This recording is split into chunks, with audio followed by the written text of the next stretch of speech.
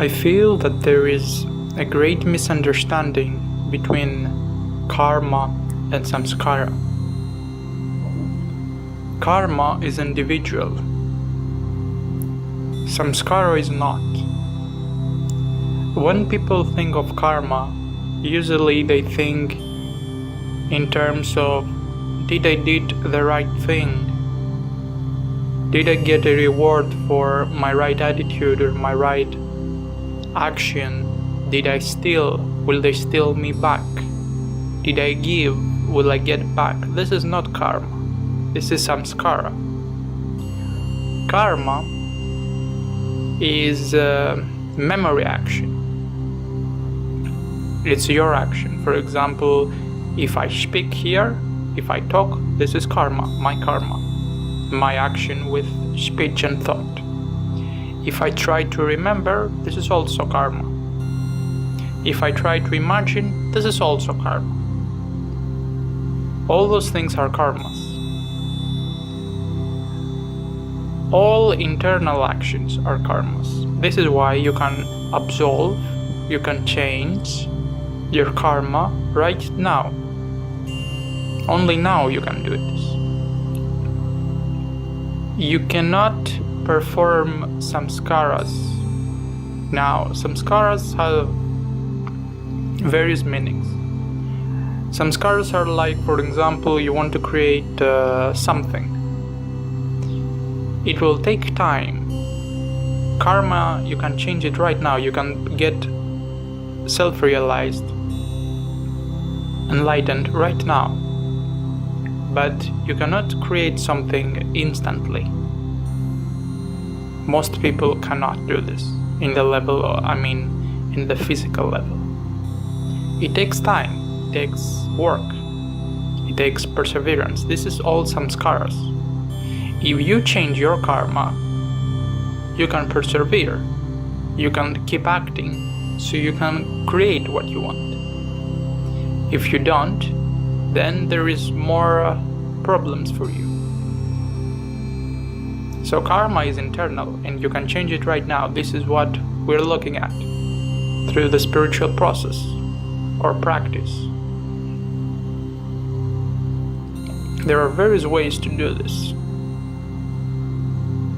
and to get mastery over it, over your mind, because karma happens only in the mind, is a cycle. When we talk about the mind, in the previous video, we said about the threefold nature of man, mind, soul and body. When we talk about mind, for each part actually, there is a common source. For example, for the body, the common source is the material universe. We take the materials that the body needs to be created. This material universe is a common source for everyone. The same goes for the soul and the mind. Soul has a common energy source, and we just take a part of it from this will, from this energy. We are a part of it, actually. The same goes for the mind. There is a universal mind, and there is a personal mind. Karma is for the personal mind, individual mind. So when I talk, it's from me. When you try to remember, mostly it's from you, but when you dig deeper in your memory, you eventually gonna hit some archetypes. This is from universal mind. So karma or memory has various layers. The mind, there's a universal mind or a universal memory, if you will. And then there are divisions of this memory till we reach your memory, which is personal, individual. From this, we try to free yourself. If you free yourself from your personal memory, you hit a more collective memory.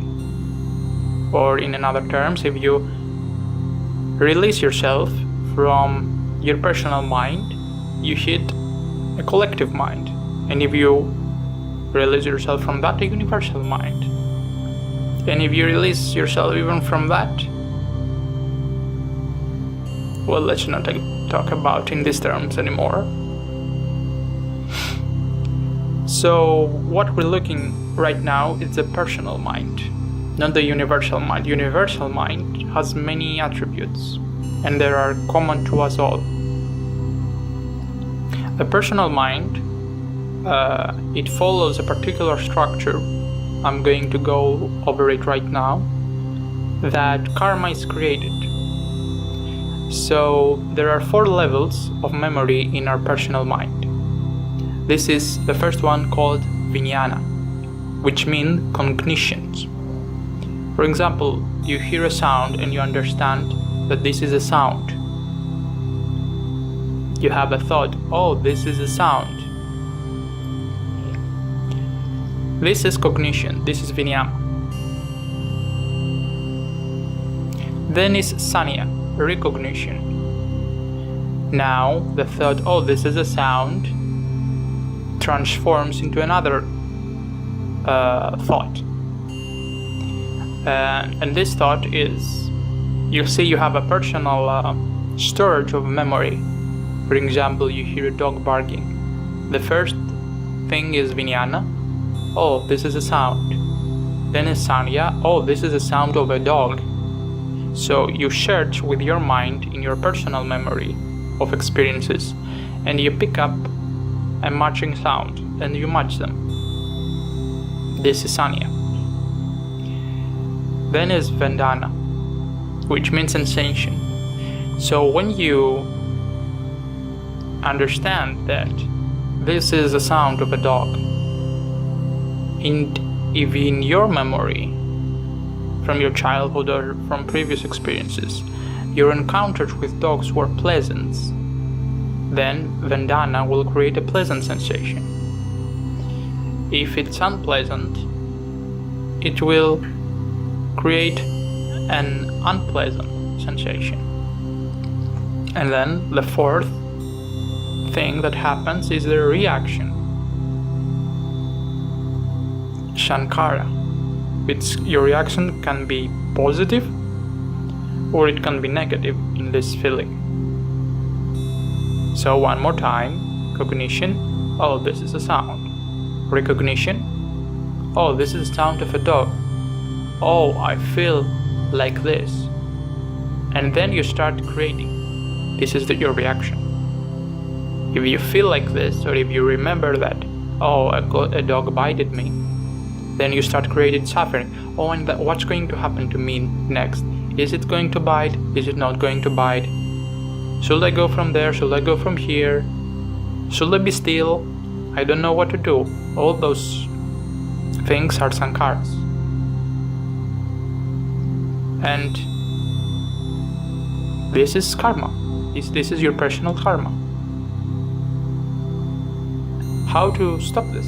How to dissolve this cycle? Because if you don't stop either in cognition or recognition or sensation, you're just gonna keep reacting.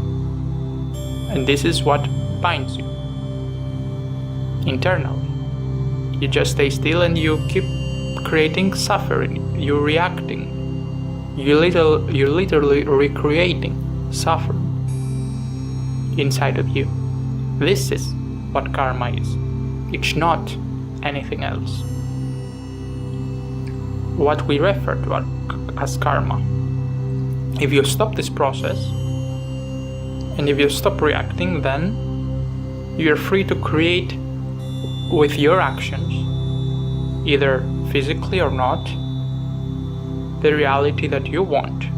But you have to cooperate then with the universal or collective karma or collective mind, because other people have their own opinions. You may have no opinions, but they still get theirs. You get to work through that, or you get to bypass it somehow. But to see all those parameters clearly, you need to free yourself from this cycle. So the word karma is very negatively charged. It's not a predestined thing. The way it works, it's fixed. That's good, because now you can dissolve it. The only way to dissolve it is through acceptance. Acceptance is the more proper word, because the last two stages, Vandana, which is sensation, and Sankhara, which is your recreation process, or what's going to happen and stuff. In the sensation process, you have the ability to accept the sensation, to be the space for the sensation. And the moment you do this, karma dissolves, or positive or negative reactions dissolves, and they stop. The moment you do not want to move, you don't have the tendency anymore, this is when you step out of your mind. Right now you're inside the mind.